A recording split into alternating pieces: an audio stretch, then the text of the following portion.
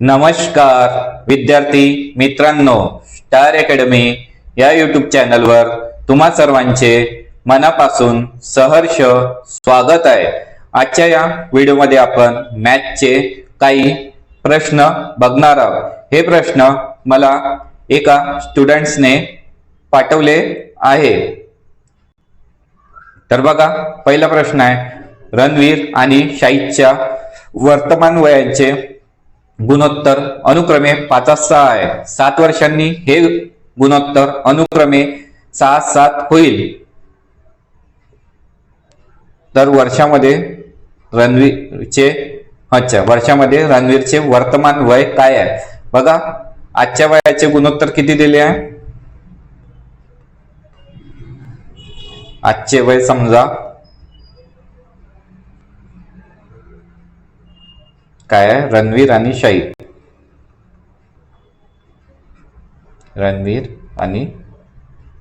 शाहिद यांच्या वयाचे गुणोत्तर किती आहे? 5x आणि 6x समजू। रणवीरचं आजचं वय 5x आणि शाहिदचं आजचं वय 6x। तर बघा काय म्हणते, 7 वर्षांनी हे गुणोत्तर म्हणजे रणवीरचं आजचं वय 5x आणि शाहिदचं 6x। 7 वर्षानंतर किती? 7 वर्ष ऍड होतील आणि त्यांचे गुणोत्तर किती होते म्हणते? 6:7। समजलं का तुम्हाला? बघा, रणवीरचं आजचं वय 5x, शाहिदचं 6x आणि 7 वर्षानंतर, तर मग त्याच्यामध्ये किती ऍड होईल? आजच्या वयात 7 वर्ष, 7 वर्षांनी वाढेल ना, म्हणून 7 ऍड केले आणि 7 वर्षाचं गुणोत्तर किती दिलं? 6:7। हे झालं समीकरण तयार। आता याचा गुणाकार, तिरपा गुणाकार करा। 7नी याला गुणा, 6नी याला गुणा, हे तिकडे जाईल, 7 इकडे येईल। तर बघा काय येते आन्सर। एक शॉर्टकट ट्रिक सांगत आहोत तुम्हाला। वयाचे गुणोत्तर, आजचे गुणोत्तर किती आहे? कोणाचं विचारलंय? रणवीरचं गुणोत्तर 5 म्हणजे आजचे वय त्याचे 5x आहे। तर बघा, 5ने कोणत्या संख्येला भाग जातो? याला जातो का? नाही जात। याला जातो का? नाही जात। याला जातो का? नाही जात। फक्त एकाच याला जाते। 5:7 35 म्हणजे x ची व्हॅल्यू किती असेल? 7। 5:7 35 आणि sin 7 42 आणि 35। 35 आजचे वय, रणवीरचे 35 वय आणि शाहिदचे आजचे वय 42। समजलं का? नसेल समजलं तर पुन्हा एकदा बघून घ्यायचं। शॉर्टकट ट्रिक सांगितली आहे। अलक आणि अमन हे दोन मित्र एकमेकांपासून 320 मैल अंतरावर राहतात। बघा, अमन, अलक आणि अमन किती? 320 मैल राहतात। अलक सकाळी 9 वाजता ट्रेनने 7 मैल, किती वाजता? 9 वाजता 70 मैल वेगाने अमनच्या घराच्या दिशेस प्रवासास सुरुवात करतो। अमनला याबद्दल माहित नसल्याने तो 2 तासानंतर, म्हणजे अलक 9 वाजता निघन तर अमन 2 तास उशिरा म्हणजे 11 वाजता। हा 11 वाजता आणि हा 9 वाजता। समजलं? आपल्या घरापासून अलकच्या घराच्या दिशेने ताशी 20 मैल वेगाने ट्रेनने प्रवास करतो, तर ते दोघे कोणत्या वेळेत भेटतील? बघा, याची स्पीड किती आहे? अलकची 70 आणि याची किती आहे? 20 स्पीड आहे। तर बघा, 2 तास, 2 तासानंतर उशिरा, तर मग अलग 2 तासात किती किलोमीटर अंतर चालेल? 70 दुने 140। आता हे मैल दिलाय, आपण किलोमीटर समजू। 140 किलोमीटर अंतर पार करेल तेव्हापर्यंत, कारण की याला 2 तासानंतर माहित पडत आहे। तर 9 मध्ये 2 तास तर किती? 11 वाजतात। तर 11 वाजेपर्यंत हा 2 तासात 140 किलोमीटर अंतर पार करेल। मग 320 वजा 140 किती शिल्लक राहते? 0तून 0 गेलो 0, 12तून 4 8, 2तून 1 180 हे अंतर बाकी राहते। समजलं का? आता खोडत आहे मी। 180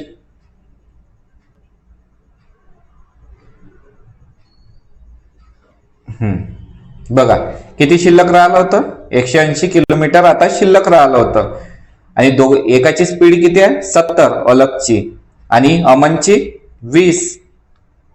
70 ने 20 90। आता 180 किलोमीटर भागीला 90 भागा किती 2 भाग जाईल ना, मग 180 90 दुने तर किती 2 तासानंतर. तर 11 1 वाजता, दुपारी 1 वाजता. बघा हा किती वाजता निघाला होता 9 वाजता. 9 नंतर 2 तास उशिरा म्हणजे 11 वाजता माहित पडलं.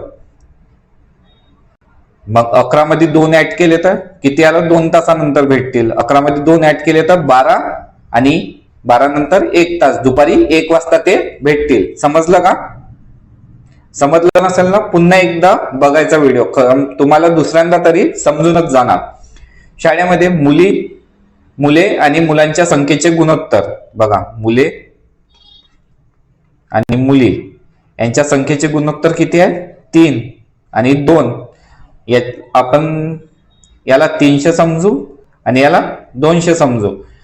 जर 20% मुले आणि 25% मुली शिष्यवृत्ती धारक असतील तर शिष्यवृत्ती धारक नसलेल्या विद्यार्थ्यांची टक्केवारी काय? बघा 300 चे 20% किती होते? आपल्याला शिष्यवृत्ती धारक नसलेल्या विद्यार्थ्यांची टक्केवारी काढायची आहे. 20% मुले हे शिष्यवृत्ती धारक आहे, तर म्हणजे 80% मुले शिष्यवृत्ती धारक नसतील तर 300 चे 80% किती होते? 240. 240 मुले हे शिष्यवृत्ती धारक नाही आहे मुलांमध्ये. आणि मुलीमध्ये किती म्हणते 25% शिष्यवृत्ती धारक आहे. तर मग किती 75% मुली शिष्यवृत्ती धारक नसतील तर 200 चे 75%. 75 दुने 150. तर बघा ह्या 150 मुली शिष्यवृत्ती धारक नाही आहे. धारक नाही आहे, शिष्यवृत्ती नाही घेत. 300 प्लस 200 किती झाले 500 आणि 240 प्लस 150 किती झाले 0 5 4 9 2 आणि 1 3 390. बघा टोटल किती होते 500. 300 मुले आणि 200 मुली हे झाले 500. आणि 240 मुलांना नाही मिळत आणि 150 मुलींना शिष्यवृत्ती नाही मिळत, तर दोघांची बेरीज किती झाली म्हणजे टोटल 390 विद्यार्थ्यांना टक्केवारी हे नाही मिळत शिष्यवृत्ती. आपल्याला काय करायचं आहे टक्केवारी मध्ये, म्हणून 100 ने गुणायचं. 390 भागीला 5 किती येते आन्सर? बघा 5 8 40 5 7 35 4 5 8 40 78%. 78% विद्यार्थ्यांना शिष्यवृत्ती धारक नाही आहे. 78% विद्यार्थ्यांना शिष्यवृत्ती नाही मिळत. समजलं का? नसेल समजलं तर बघून घ्या एकदा. बघा विद्यार्थ्यांनो हा प्रश्न थोडा किचकट आहे. थोडं याचा कन्सेप्ट जर समजला ना तर याच्यावर कोणता पण प्रश्न आला तर तुम्ही हमखास सॉल्व्ह करू शकाल. बघा एका विक्रेत्याने वस्तूच्या 20,000 रुपये चिन्हांकित किमतीवर 25% सूट दिली. बघा 20,000 ची एमआरपी माहित आहे ना तुम्हाला, तर 20,000 होती. 25% सूट दिली. 25% म्हणजे किती झाले? तर याला सॉल्व्ह केलं तर 5,000 येते. जास्त झाले का? 5,000. 20 मधून 20,000 होती, सूट दिली 25% म्हणजे 5,000 सूट दिली. किती मध्ये विकली त्याने? तर ती विकली 15,000 विकली. म्हणून त्याला काय झाला 20% तोटा झाला. 20% तोटा झाला म्हणजे काय झालं की त्याने 100% ची वस्तू 80% मध्ये विकली. तर 80% ची किंमत किती झाली ही 15,000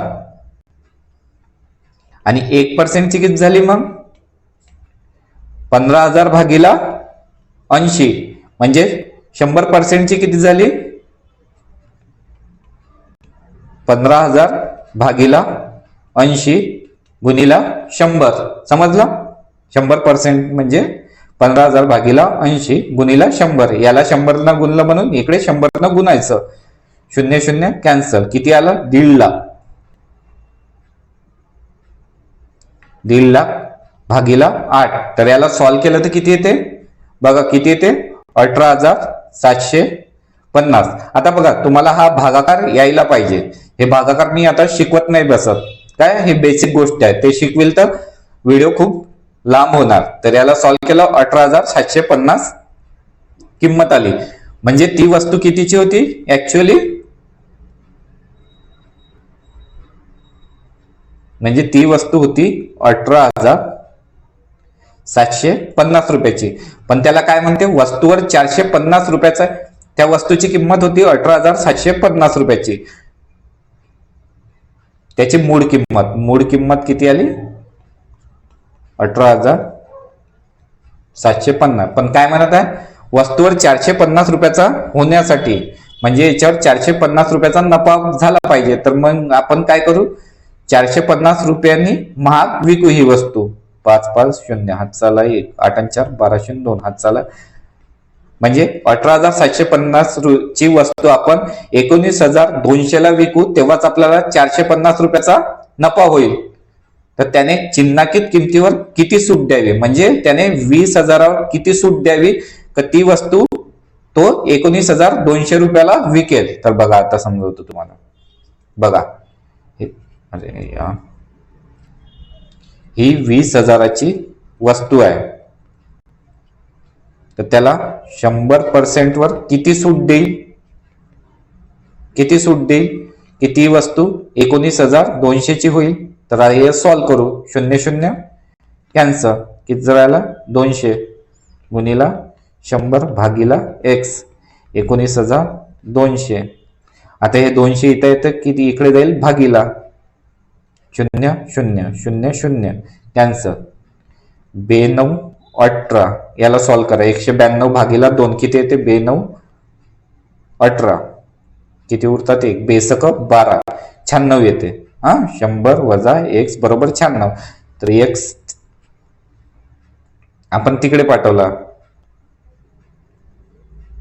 मायनस x घेऊ. 96 हा 100 इकडे आहे तर तिकडे जाईल, काय होईल मायनस. तर मायनस x बरोबर -4, म्हणजे x बरोबर 4 किंमत येईल.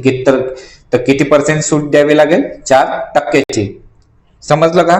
एकदा समजावून सांगतो तुम्हाला. एका विक्रेत्याने वस्तूच्या 20,000 रुपये चिन्हांकित किंमत, म्हणजे एमआरपी किंमत 20,000 होती, 25%ची सूट दिली. तर 20,000चे 25% म्हणजे 5,000 होते. तर 20,000 5%ची 5,000ची सूट दिली. मग किती मध्ये विकली त्याने, 15,000. तर 15,000 विकली म्हणून त्याला काय झाला, 20% तोटा झाला. 20% तोटा झाला. 20% म्हणजे तोटा म्हणजे काय होते, 100 भाग वजा 20, म्हणजे त्याने 80% मध्ये विकली. 80% ची किंमत किती आली होती आपली, 15,000. तर मग 100% ची किंमत किती आली मग आपली, ती आली होती 18,750 आली होती. आणि मग त्याच्यामध्ये 450 ऍड केले, मूळ किंमत 18,750 आली होती. 450 रुपयाचा नफा घेण्यासाठी आपण त्याच्यात 450 ऍड केले, तर किती आली किंमत, 19,200. 19,200 मध्ये विकू, तेव्हा 450 रुपयाचा नफा होईल. तर मग काय म्हणत आहे, चिन्हांकित किंमत म्हणजे 20,000वर किती टक्के सूट दिली, किती 19,200 ला येईल. तर याला सॉल्व्ह केलं तर किती आलं, 4%. हा क्वेश्चन थोडा डिफिकल्ट आहे, समजत नसेल तर हा स्किप करा. ठीक आहे, एकदा बघा, दोनदा बघा. समजला तर ठीक, नाही समजला तर सोडून द्या, कारण की आपल्याला परीक्षेला टाइम खूप कमी दिलाय. ह्या प्रश्नात असा प्रश्न आला तर त्याला सोडून द्यायचं, बाकीचे सॉल्व्ह करायचे. एकाच प्रश्नामध्ये 2-4 प्रश्न तुमचे चालले जाईल. बघा विद्यार्थ्यांनो, प्रश्न काय म्हणत आहे, बी चा वेग हा ए च्या वेगापेक्षा जास्त आहे.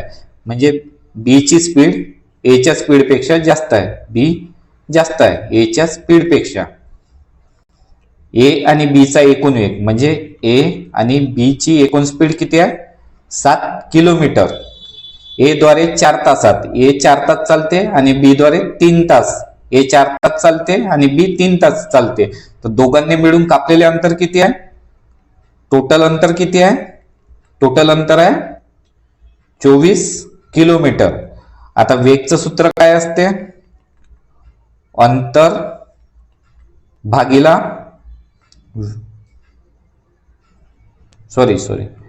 अंतर भागीला टाइम, वेळ. मला थोडं मराठीमध्ये कन्फ्युज होते. तर अंतर किती आहे 24 आणि टाइम किती आहे 4 आणि 3 7 तास. 7 तास, 7 तासामध्ये 24 अंतर कापले आहे. 24 भागीला 7, 7 त्रिक 21, किती शिल्लक राहते? 4. आता बघा, कोणाची तरी स्पीड 3 किलोमीटर असेल. समजा ए 3 किलोमीटर, तर याची स्पीड 3 किलोमीटर असेल आणि बी ची किती असेल मग? 4 किलोमीटर. ए ची 3 किलोमीटर, बी ची 4 किलोमीटर. सांगतो आता कसं. ए ची 3 किलोमीटर, तर 4 तासात किती अंतर चालेल तो? 12 किलोमीटर. समजलं? आणि बी ची 4 स्पीड असेल, तेव्हा 4 त्रिक 12 किलोमीटर अंतर कापेल तो 3 तासात. 12 24 किलोमीटर. पुन्हा एकदा समजवतो. बी चा वेग हा ए च्या वेगापेक्षा जास्त आहे. बी ची स्पीड जास्त आहे ए पेक्षा. ए आणि बी चा एकूण वेग किती आहे? 7 किलोमीटर. 7 किलोमीटर आहे. समजलं? आणि दोघांनी मिळून कापलेले अंतर किती आहे? 24 किलोमीटर. दोघांनी मिळून कापलेले आहे, तर टोटल अंतर 24 किलोमीटर. आणि वेगचं सूत्र काय असते? अंतर भागीला वेळ. अंतर किती आहे? 24. आणि ए 4 तास चालते आणि बी 3 तास चालते, तर दोघे मिळून किती तास चालले? 7 तास. मग किती आला आन्सर? याला भागाकार केला तर 3. दोघांची स्पीड 7 आहे, एकाची स्पीड 3 आली, तर मग दुसऱ्याची किती असेल? 4. तेव्हाच 3 आणि 4 मिळून 7 होईल ना. एकाची 3 आली तर दुसऱ्याची 4 असेल तेव्हाच. तर ये 3 आपण ए ची का घेतली? कारण की ए ची स्पीड कमी सांगितली आहे. ए ची स्पीड 3 आणि मग बी ची स्पीड किती असेल? 4. तर हे सोडून बघा. 3 च्या स्पीडनं 4 तास चाले तर 12 किलोमीटर आणि बी 4 च्या स्पीडनं 3 तास चाले तर 12 किलोमीटर. दोन्ही मिळून 24 किलोमीटर. बघा, एका कारखान्यामध्ये काम पूर्ण करण्यासाठी पुरुष, महिला आणि तरुण मुलांची संख्या 851 आहे. पुरुष, महिला, तरुण यांची संख्या किती आहे? 8 आहे, 5 आहे आणि 1 आहे. आणि त्यांचे वैयक्तिक वेतन किती आहे? वेतन त्यांचे आहे 5, 2, 3. म्हणजे एकाचं वेतन 5 आहे, तर मग 8 जणांचं वेतन किती होईल? 40. एकाचं वेतन 2 आहे, तर 5 जणांचं वेतन किती होईल? 10. एकाचं वेतन 3 आहे, तर मग 3 गुणिले 1, एकाचं वेतन 3. पण काय म्हणत आहे? सर्वांचे एकूण वेतन किती आहे म्हणत आहे? 371. ह्या तिघांची बेरीज केली तर 40 आणि 10 50 आणि 3 53. 53 बरोबर 371 येत आहे. 371 भागीला 53, तर किती येते? एकाची 7 किंमत येते. तर प्रत्येक शेतीला प्रदान करायचे एकूण दैनिक वेतन काढा. किती आली? 7 आली. बघा सांगतो. 8 पुरुष होते, 5 महिला होती आणि 1 तरुण होता. त्यांचं प्रत्येकी वेतन 5 रुपये, म्हणजे एका पुरुषाचं वेतन 5 आहे, तर 8 पुरुषाचं किती होईल? 40. एका महिलेचे वेतन 2 रुपये आहे, तर 5 महिलाचं वेतन किती होईल? 10 रुपये. एका तरुणाचं वेतन 3 रुपये आहे, तर मग 3च. आणि तिघांचं वेतन किती झालं? 53. पण यांनी दिलं किती आहे म्हणत आहे? 371. म्हणून एकाची किंमत किती आली? 7. तर ह्या 7नी याला गुणा. 7 चोक 80, 7 10 70 आणि ह्या 3 ला 7 त्रिक 21. 280, 70 आणि 21 रुपये प्रत्येक श्रेणीला प्रदान करायचे एकूण वेतन आहे त्यांचे 281, 70 आणि 21. समजलं नसेल तर दुसऱ्यांदा बघून घ्या. थोडे प्रश्नांची लेवल डिफिकल्ट आहे. जर तुम्हाला समजले तर तुम्हाला सर्वच प्रश्न समजणार. ठीक आहे? ते काय गडबड झाली? बघा, तर आजचे प्रश्न इथेच संपले आहेत. जर तुम्हाला व्हिडिओ आवडला असेल तर व्हिडिओला लाईक करा आणि चॅनलवर नवीन असाल तर चॅनलला सबस्क्राईब करा. प्रश्नांची लेवल थोडी हार्ड होती, ठीक आहे? म्हणून थोडं समजायला तुम्हाला टाइम लागेल. 2दा बघून घ्या, व्हिडिओ तुम्हाला नक्कीच समजेल. व्हिडिओ बघितल्याबद्दल तुम्हा सर्वांचे धन्यवाद.